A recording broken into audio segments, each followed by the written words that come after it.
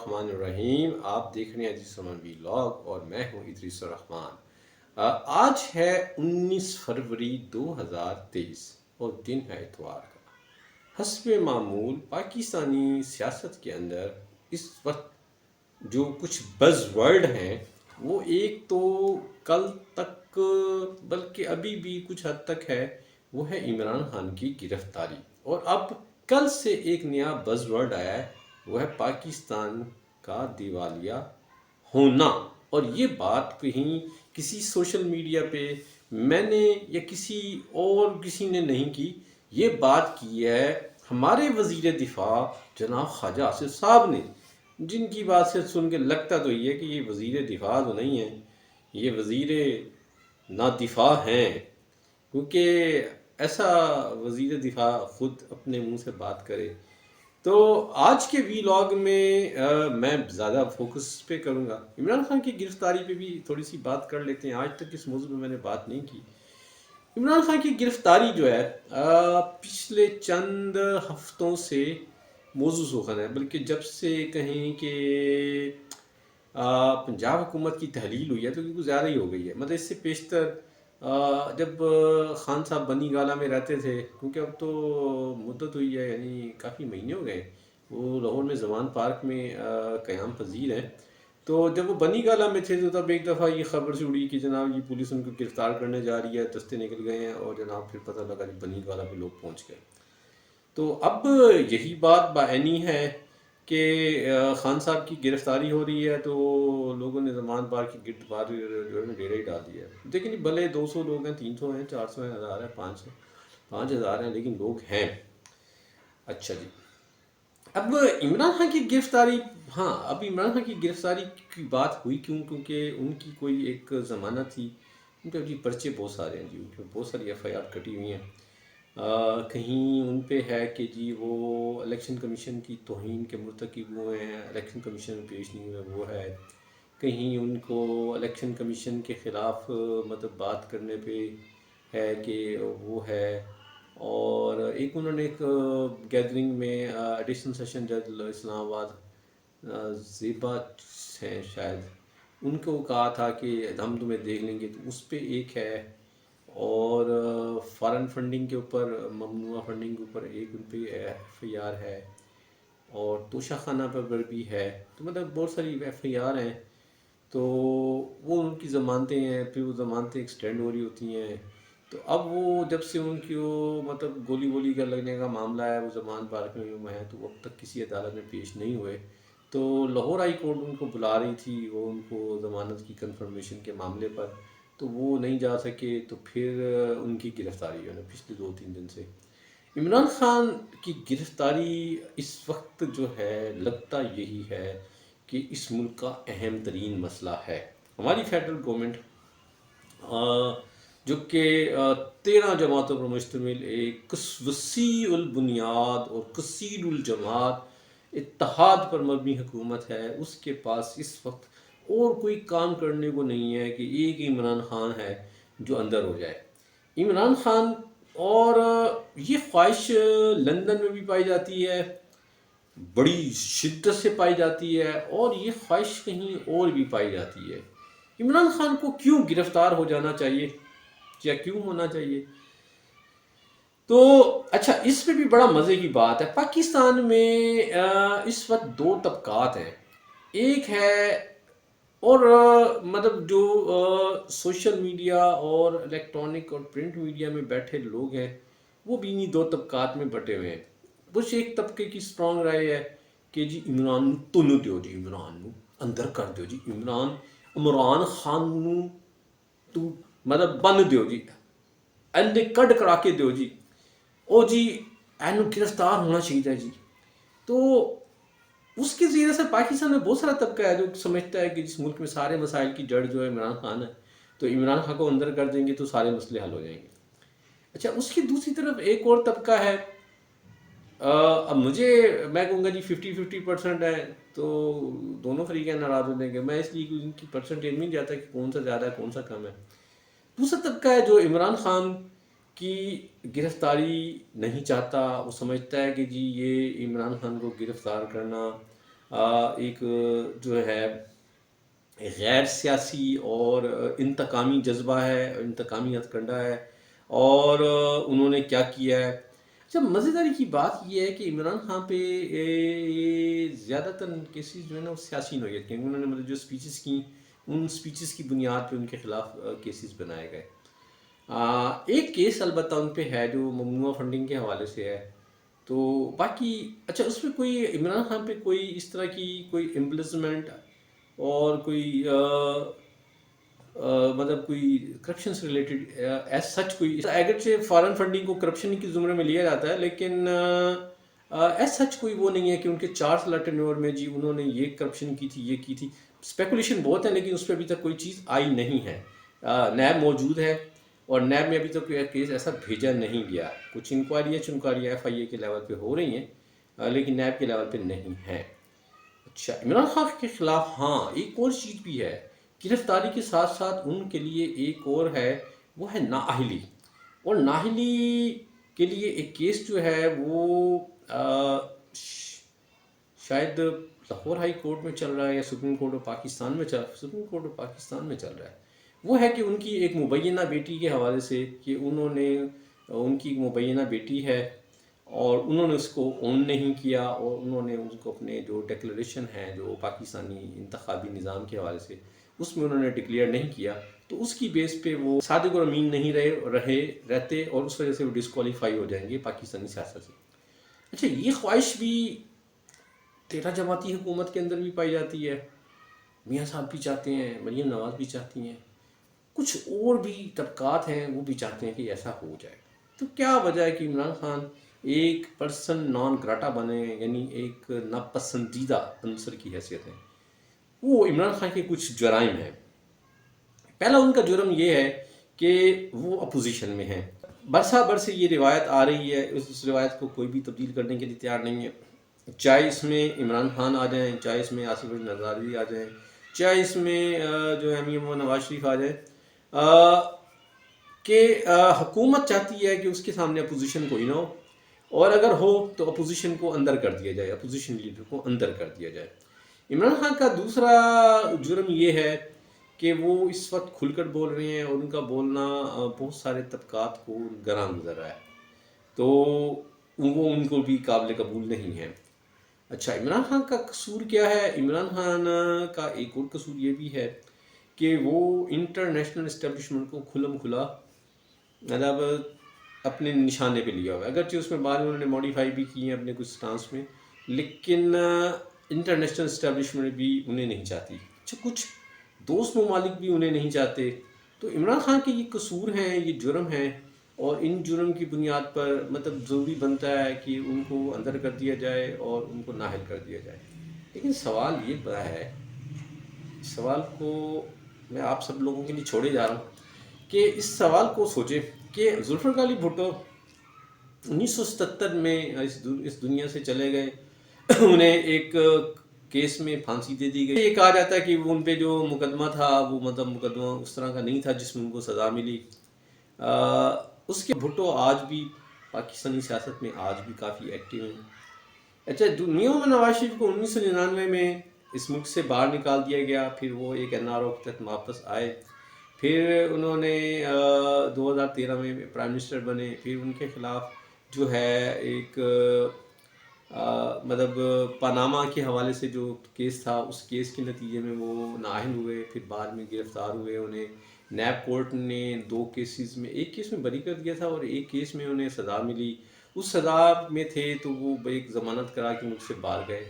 Still وہ آج پاکستانی سیاست میں بہرحال ان کا اپنا اثر ہے، اور اپنے بھائی، اپنے ہمارے اس وقت کے پرائم منسٹر شہباز شریف سے ابھی بھی ان کی سیاسی قدر و قامت بہت زیادہ ہے، بلکہ عملاً اس وقت حکومت بھی نواز شریف کر رہے ہیں۔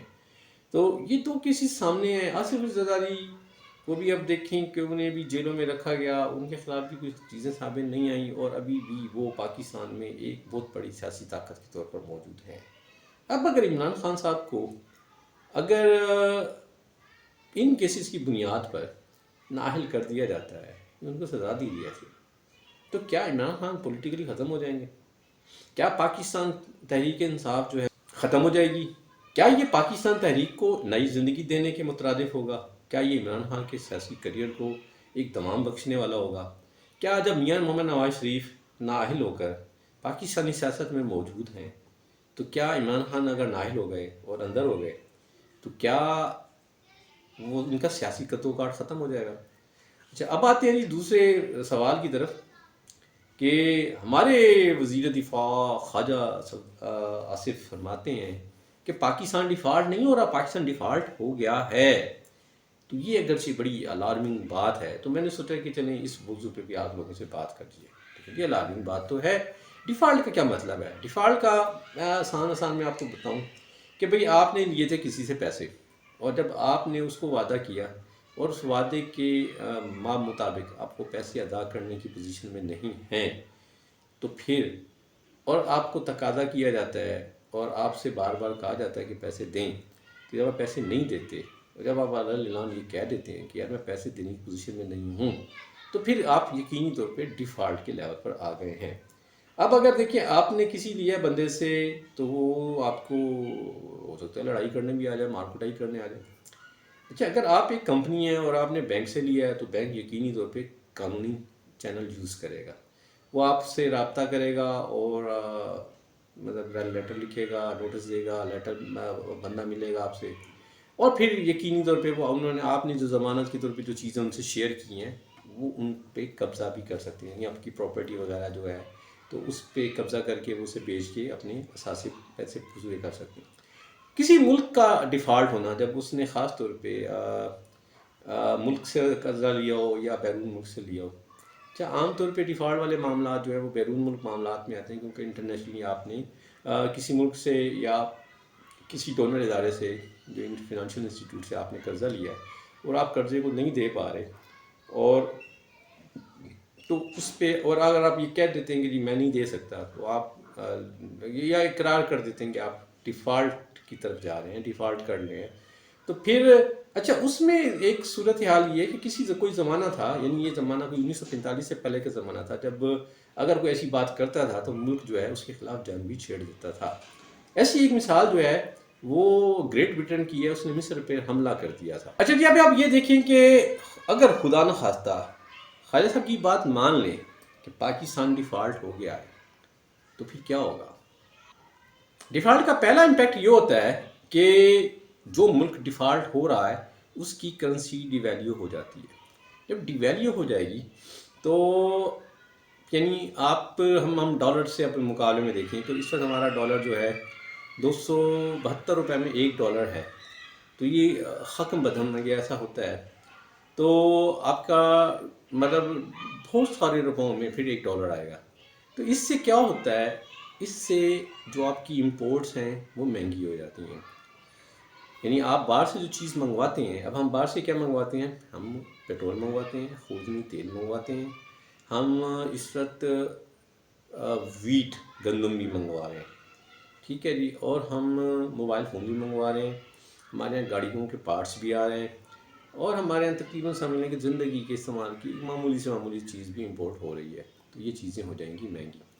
ہاں، اس کا ایک امپیکٹ اور بھی ہوتا ہے جو فائدہ مند بھی ہوتا ہے، وہ یہ ہے کہ ایکسپورٹس آپ کی سستی ہو جائیں گی، یعنی اب ڈالر ٹرم میں بیسیکلی وہ جو ہے اس کی قیمت کم ہو جائے گی، یعنی آپ کی روپاؤں میں تھی تو آپ کے ایک ڈالر کے بدلے میں 1.5 روپاؤں ہوں گے، تو آپ کی چیز باہر کی مارکیٹ میں جب جائے گی تو قیمتاً وہ سستی ہو جائے گی، یعنی آپ کی اگر وہ پروڈکٹ ہے یا وہ آپ کی سروس ہے، تو دونوں صورتوں میں تو اس میں یہ ہوتا ہے کہ آپ کی وہاں آپ کے گاہک بڑھنے کا امکان ہوتا ہے، اور پھر امکان یہ ہوتا ہے کہ آپ کی ایکسپورٹ بڑھ جائے۔ لیکن اب سوال یہ ہے کہ پاکستان کے پاس ایکسپورٹ کرنے کے لیے کیا ہے، مطلب ہماری جو میجر ایکسپورٹ ہے، جو ہماری ٹوٹل ایکسپورٹ کا اگر 90% میں نہ کم مبالغہ ہوگا، اگر 90 to 80% وہ ہمارا ٹیکسٹائل سیکٹر ہے، یعنی ٹیکسٹائل میں آ جائے گا آپ کا ہوزری اور مطلب یارن اور اس کے بعد فیبرک، تو یہ یعنی آپ کا یہ کمپیریٹیولی سستا ہو جائے گا، تو اس سے آپ کو زیادہ گاہک ملنا شروع ہو جائیں گے خطے کے آس پاس کے ممالک کی نسبت. تو اس سے مطلب لانگ ٹرم آپ کو بینیفٹ ہو سکتا ہے کہ آپ کی ایکسپورٹ والیوم بڑھے گا. اچھا، اگر اس ملک میں کوئی لوگ آنا چاہیں تو وہ اپنے ڈالروں میں یا ان کو ڈھیر ساری سروسز مل جائیں گی. یعنی ہوٹل سٹے اگر کرنا چاہیں ٹوریزم کے لیے آئیں تو ٹوریزم بھی اس طریقے سے بڑھ سکتی ہے. لیکن سوال یہ ہے کہ آیا اگر خدا نخواستہ اس سطح پر جاتے ہیں تو ہمارے یہ دونوں سیکٹر ہمیں سپورٹ کے لیے ترن کرنے کے لیے تیار کھڑے ہیں کہ جو ہے ہمارا جو نظام ہے یہ بہتر ہو جائے گا. قرضہ جات جب آپ ڈیفالٹ کے لیول پر جاتے ہیں تو دنیا میں کوئی آپ کو پھر قرض دینے کے لیے تیار نہیں ہوتا. اگر کوئی قرض دے گا تو پھر شرح سود وہ بلند رکھے گا.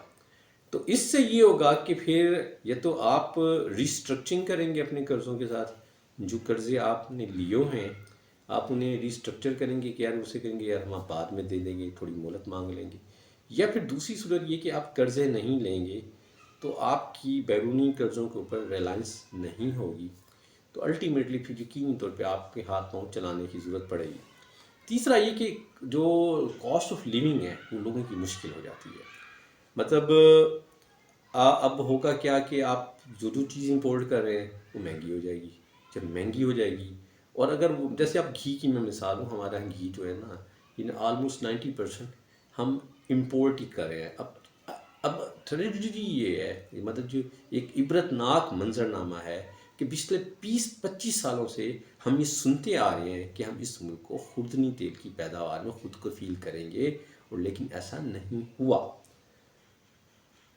تو ظاہر ہے کہ زندگی کی چھوٹی چھوٹی چیزوں کے لیے آپ کو جو باہر سے چیزیں منگوانی پڑتی ہیں اس کی وجہ سے آپ کی جو ہے قوت خرید وہ لوگوں کی نہیں رہے گی، چیزیں مہنگی ہوں گی. اچھا، اس کا ایک ڈرا بیک یہ بھی آتا ہے کہ اگر آپ کی امپورٹ مہنگی ہے اور آپ نے امپورٹ آگے کسی ایز اے را مٹیریل کی صورت میں یوز کریں تو اس کی کاسٹ زیادہ ہونے کی وجہ سے تو اگر وہ آگے اس کی کاسٹ آف پروڈکشن دائرہ بڑھ جائے گی، جب اس کی مطلب پیدا کرنے کا کاسٹ ہی زیادہ ہوگی تو آگے آپ اس کو پھر سستا بیچنا مشکل ہو جائے گا. تو اس وجہ سے وہاں جو ہے ایک تو انڈسٹری پہ بھی امپیکٹ پڑتا ہے، انڈسٹری بند ہونے کا بھی خطرہ ہوتا ہے، اور اس کے ساتھ ساتھ جو ہے یہ ڈرا بیک بھی آتا ہے کہ ان امپلائمنٹ بھی بڑھتی ہے. اچھا، آسٹیرٹی میجرمنٹس جو ہے نا، یعنی کفایت شاری کی طرف آنا پڑتا ہے. جب آپ کو پتہ ہے کہ آپ جب دیکھیں آپ کو پتہ ہے کہ آپ امپورٹ کرنے کی پوزیشن میں نہیں ہیں، چیزیں آپ امپورٹ نہیں کر سکتے، تو لامالا اس ملک کے اندر پھر کہیں نہ کہیں کفایت شاری والا ایلیمنٹ آئے گا. مثلا جو بڑی گاڑیاں بن رہی ہیں ان کی جگہ چھوٹی گاڑیاں بننے کا اسکوپ آ جائے گا. جو بڑی بڑی پرتعش چیزیں یوز ہوتی ہیں وہ نہیں ہوں گی، ہے نا. آپ نے جو کوئی بانڈ ہوتے ہیں جو گورنمنٹ، کیونکہ گورنمنٹ کے ادھار لینے کے مختلف طریقے ہیں. ایک تو یہ کہ آئی ایم ایف کے پاس چلی جائے، فنانشل انسٹیٹیوٹ کے پاس چلی جائے، تو اس ممالک سے ادھار لیتے ہیں. ایک وے ہوتا ہے کہ آپ اپنا بانڈ جاری کرتے ہیں، مطلب اسٹیٹ بینک اس کی مطلب گارنٹی دے رہا ہوتا ہے، تو وہ آپ باہر سے وہ لوگ فارن یعنی لوکل بھی ہوتے ہیں، فارن کرنسی میں بھی ہوتے ہیں. آپ فارن کرنسی میں لوگوں کو بانڈ دیتے ہیں، ان سے پیسے لیتے ہیں، آپ پھر ان کو پیسے دے دیں. جب آپ ڈیفالٹ کے لیول پہ جائیں گے تو آپ الٹیمیٹلی ان لوگوں کو پے نہیں کر سکیں گے. تو اس لیے اس ملک کی جو کہیں کہ ساکھ بڑا فرق پڑتا ہے. دیکھیں پیسے تو اب دینے پڑیں گے آپ کو کیونکہ وہ آپ نے اس پہ ضمانت دی ہوئی ہے، لیکن یہ کہ نہ دینے کی صورت میں جو ساکھ ہے، اگلی دفعہ اگر آپ بانڈ لے کے جائیں گے تو آپ کے بانڈ کی وہ قدر و قیمت نہیں ہوگی، اور آپ کو لوگوں کو اٹریکٹ کرنے کے لیے بڑی ویلیو کا اس پہ انسینٹیو دینا پڑے گا. تو کریڈیبلٹی پہ بڑا فرق پڑتا ہے. اسٹاک مارکیٹ پہ اس کا بڑا شدید افیکٹ آتا ہے، کیونکہ جب اس طرح کی صورت بنتی ہے تو یقینی طور پہ انسرٹینٹی بھی ساتھ آتی ہے. جب انسرٹینٹی آتی ہے تو عمومی طور پہ جو فارن انویسٹر ہے یا ایون لوکل انویسٹر بھی ہے، وہ آگے اسٹاک مارکیٹ میں اپنے اسٹاکس بیچنا شروع کر دیتا ہے. جب ڈھیر سارے سودے وہاں بکنے کے لیے آتے ہیں، اسٹاک مارکیٹ کریش ہو جاتی ہے اور اس میں بلینز ڈالر کا نقصان ہوتا ہے. اچھا، جب میں نے کہا کہ پروڈکشن پہ اس کا فرق پڑتا ہے، تو جب پروڈکشن پہ فرق پڑے گا تو جی ڈی پی یعنی گراس ڈومیسٹک پروڈیوس، یعنی ایک سال کے اندر اس ملک میں پیدا ہونے والی چاہے وہ پیداوار ہے یا خدمات ہیں، وہ اس پہ فرق پڑتا ہے، اور یہ 2% سے بھی نیچے آ جاتی ہے عمومی طور پہ. تو پاکستان میں تو خیر 2% کا سین تو ابھی بھی چل رہا ہے. اس سے پیشتر 2018-19 نہیں بلکہ 19-20 میں تو ہم مائنس میں تھے. تو دیکھیں جی ڈی پی تو پہلے بھی ہم نے سفر کی ہے، لیکن بہرحال فوری طور پہ تو یہ ہے، لیکن لانگ ٹرم اس کا افیکٹ یہ ہوتا ہے کہ یہ پھر ایک گروتھ کو جنم دیتی ہے. جیسے میں نے پہلے عرض کیا کہ جب آپ کی ایکسپورٹ اگر سستی ہوگی، لیکن اس میں ایک اور منظرنامہ جو کرنٹلی ہم فیس کر رہے ہیں جو بڑا کریٹیکل ہے کہ اس وقت آئی ایم ایف کے دباؤ کی وجہ سے ہم یوٹیلیٹیز یعنی گیس، بجلی اور ٹیکسز کے حوالے سے، یا جو ہم نے جی ایس ٹی وغیرہ نافذ کیے بڑھا چکے ہیں. اب ان مہنگی بجلی اور گیس کے ساتھ اور مہنگے را مٹیریل کے ساتھ جو چیز پروڈیوس کرنا، وہ شاید مطلب کیا واقعتاً ہماری انڈسٹری ہوگی کہ اس حوالے سے چل پائے گی اور چل پائے گی اور آگے باہر کی مارکیٹ میں کمپیٹ کر کے وہ بہتر ہمارے لیے نسخہ نکال پائے گی.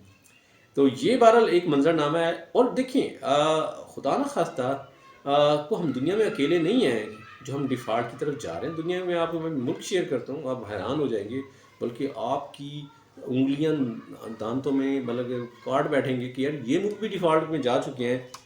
جو وینزویلا ہے یہ 2017 میں ڈیفالٹ ہو چکا ہے، گریس 2015 میں، ایکواڈور 2008 میں، ارجنٹینا 2001 میں، رشیا 1998 میں، میکسیکو 1994 میں، فرانس 1958 میں، ایجپٹ 1880 میں، اور اسپین جو ہے 1939 سے